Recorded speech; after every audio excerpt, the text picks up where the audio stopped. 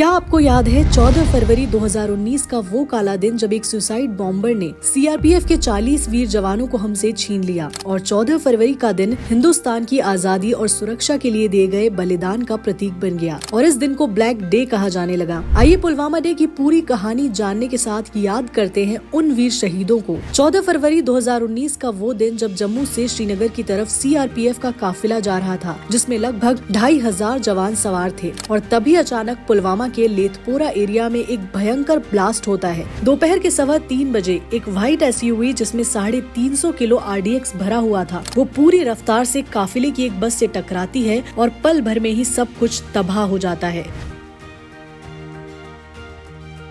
बस के परखच्चे उड़ जाते हैं, चारों तरफ से चीख पुकार की आवाज गूंजती है और हिंदुस्तान जैसे ठहर सा जाता है। ये हमला सिर्फ एक टेररिस्ट अटैक नहीं बल्कि भारत के 40 वीर जवानों की शहादत की कहानी बन गया था। और इस अटैक का जिम्मेदार था पाकिस्तान से ट्रेनिंग लेकर आया आदिल अहमद दार, जो टेररिस्ट ग्रुप जश्न-ए-मोहम्मद का हिस्सा था।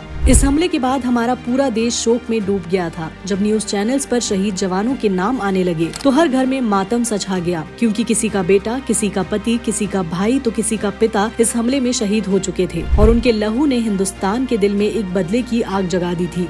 शाम होते ही पीएम नरेंद्र मोदी का बयान आया था। उन्होंने कहा कि ये हमला न भुलाया जाएगा, न माफ किया जाएगा। भारत ने अपनी प्रतिज्ञा को पूरा किया और 26 फरवरी 2019 को इंडियन एयरफोर्स ने ऑपरेशन बंदर को अंजाम दिया। रात के अंधेरे में 12 मिराज 2000 फाइटर जेट्स ने पाकिस्तान की सरहद पार की और बालाकोट के जैश-ए-मोहम्मद के सबसे बड़े टेररिस्ट कैंप को तबाह कर दिया और करीब 300 से ज्यादा आतंकियों का सफाया हो गया। हिंदुस्तान ने आखिरकार अपने वीरों की शहादत का बदला ले लिया, पर ये लड़ाई यहीं खत्म नहीं हुई थी। 27 फरवरी को पाकिस्तान ने जवाब देने के लिए अपने F-16 फाइटर जेट्स भेजे, लेकिन इंडियन एयरफोर्स के विंग कमांडर अभिनंदन वर्धमान ने एक पाकिस्तानी F-16 को गिरा दिया। हालांकि उनका MiG-21 भी क्रैश हो गया और वो पाकिस्तान की गिरफ्त में आ गए, जिसके बाद हमारा पूरा देश एक ही डिमांड करने लगा कि अभिनंदन को वापस लाया जाए और 3 दिन के अंदर ही पाकिस्तान को उन्हें रिहा करना पड़ा। वापस आने के बाद अभिनंदन का जोश और आत्मविश्वास देखने लायक था। उनका एक ही जवाब था कि मुझे गर्व है कि मैं भारतीय वायुसेना का हिस्सा हूँ। इसके बाद से ही हर साल 14 फरवरी का दिन पुलवामा डे के रूप में याद किया जाता है। स्कूल्स और कॉलेजेस में